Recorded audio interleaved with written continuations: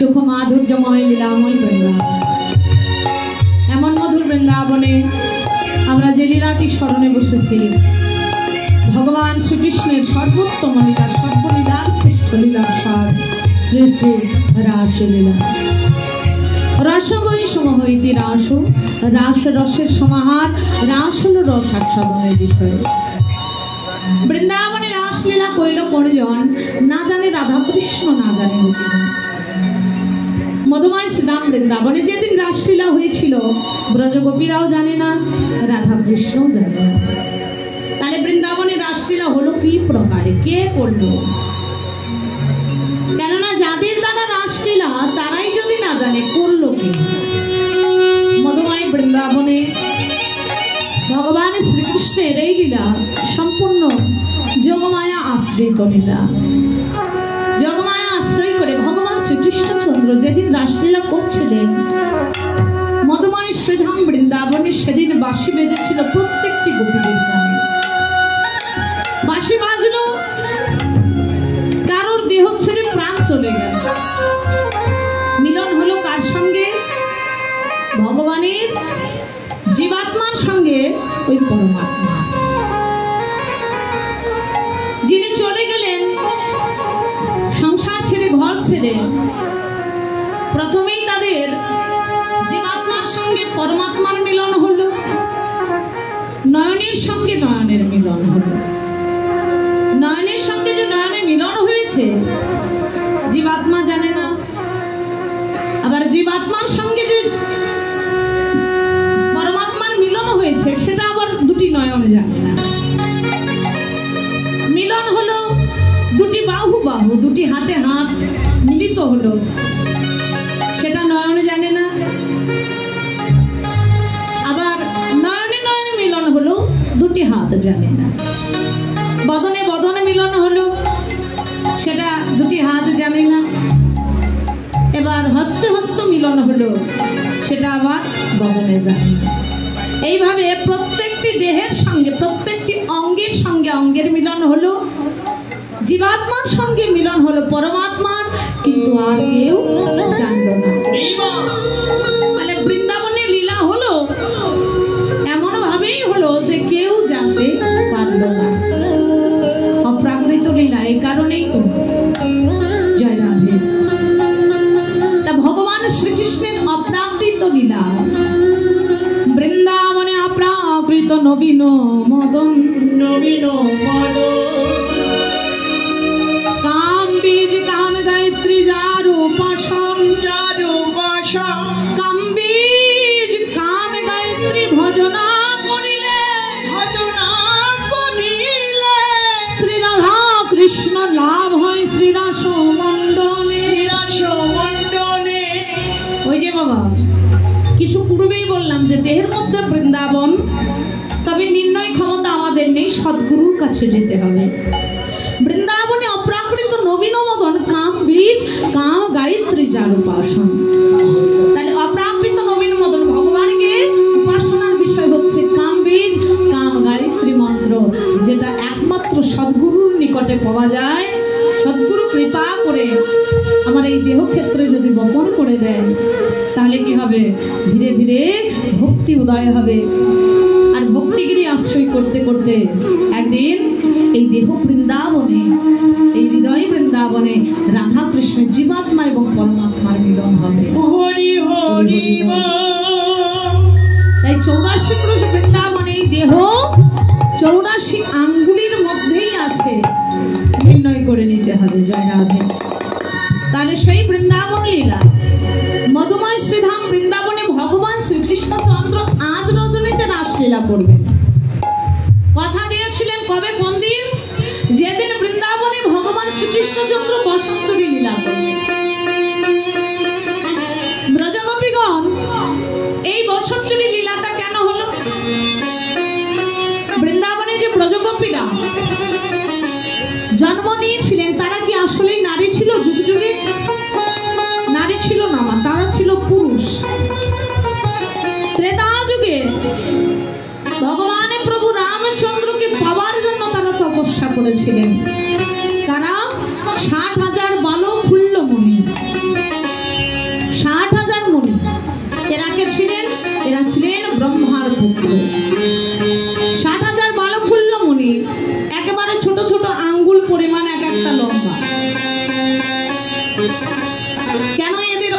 সত্য এরকম জীবন হয়েছিল, যেদিন প্রজাপতি ব্রহ্মা হর পার্বতীর বিবাহ হচ্ছিল, সেই হর পার্বতীর বিবাহ স্থলে পৌরোহিত্য করছিলেন প্রজাপতি ব্রহ্মা। আর এইবার পৌরোহিত্য করতে গিয়ে পার্বতী যখন সেই মোহিনী রূপ ধারণ করে, অপরূপ রূপ ধারণ করে যেদিন বিবাহ স্থলে পৌঁছাচ্ছিলেন, সেই অপরূপ রূপখানা দর্শন করে ব্রহ্মা কামাসক্ত হলেন। আর সেই কামকে চরিতার্থ করলেন কোথায়? নদী তীরে একটা বালুকণার মধ্যে ঢেকে রাখলেন। সবকিছু আড়াল হয়ে গেল, কেউ দেখতে পেল না। একজন অন্তর্যামী, তিনি বুঝতে পারলেন আমার ভগবান প্রভু নারায়ণ। ছুটে এলেন, ব্রহ্মা এ কি করলে?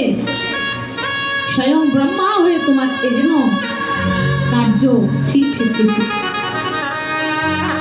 ব্রহ্মা কেঁদে কেঁদে বললেন, প্রভু ভুল তো আমি করে ফেলেছি, কেননা পৃথিবীর এহেন কোনো জীব নাই, দেব গন্ধর্ব মুনি ঋষি কেউ বাকি নাই যে কামদেবের হাত থেকে রক্ষা পায়। কামদেবের হাত থেকে রক্ষা পাওয়া এত সহজ নয়। কাম বাণী বর্ষিত হয়ে আমি কামাসক্ত হয়ে গেছি, প্রভু তুমি আমায় কৃপা করো। আমার যে রতিস্খলন হলো, এই রতিগুলির গতি কি হবে? এগুলো কি হবে? এগুলো কবে মুক্তি পাবে? ভগবান সেদিন কথা দিয়েছিলেন ব্রহ্মা, এরা হবে 60,000 বালকুল্ল মুনি, এরা ত্রেতা যুগে উদ্ধার পাবে। প্রভু রামচন্দ্র যেদিন পিতৃসত্য পালনের জন্য বনবাসে যাবে, বনবাসে গিয়ে 60,000 বালকুল্ল মুনিকে সেই দিন উদ্ধার করবে। তাহলে ভগবান প্রভু রামচন্দ্রের অবতারে, প্রভু নারায়ণ যেদিন রাম রূপে রাম অবতারে জন্ম নিলেন, পিতৃসত্য পালনের জন্য বনবাসে গেলেন, আর বনবাসে গিয়ে 60,000 বালকুল্ল মুনি ভগবান প্রভু রামচন্দ্রের শরণাগত হলেন। হরি হরি হে দয়াময়, আমাদের বড় তপস্যার বিষয় হলো তোমার চরণ। যুগ যুগ ধরে আমরা তোমার চরণ ভাবনা করে আসছি, তুমি আমাদের চোখের সামনে দাঁড়িয়ে তোমার এই অপরূপ রূপ দর্শনে আমাদের মনে হলো আমরা যেন তোমায় প্রতিরূপে লাভ করতে পারি। প্রভু তুমি কৃপা করে আমাদের মনোবাসনা পূর্ণ করো। এবার প্রভু রামচন্দ্র বললেন, মুনিগণ এ যুগে তোমাদের বাসনা পূর্ণ করা আমার সম্ভব নয়, কেননা এই রাম অবতারে আমি হলাম মর্যাদা পুরুষোত্তম শ্রীরাম। পৃথিবীর সমস্ত পুরুষ জাতি আমার আদর্শ থেকে শিখবে, কেননা প্রভু রামচন্দ্রের মতো আদর্শ পুরুষ বাবা এই পৃথিবীতে দুর্লভ। তাহলে রামের আদর্শ যদি কোনো পুরুষ মানে, তার মতো পরম পুরুষ আর এই জগতে নাই। আমি মর্যাদা পুরুষোত্তম প্রভু রাম, আমার দ্বারা সম্ভব নয় 60,000 বালকুল্ল মুনিকে নারী দেহ দান করে তাদেরকে স্ত্রী রূপে গ্রহণ করা। এই যুগে তোমাদের বাসনা পূর্ণ হবে না, কথা দিলাম। আগত দাপর লীলায় আমি হব শ্রীকৃষ্ণচন্দ্র, তোমরা হবে বৃন্দাবন ব্রজবতী। সেদিনে বৃন্দাবনে গিয়ে আমি তোমাদের মনস্কামনা পূর্ণ করব।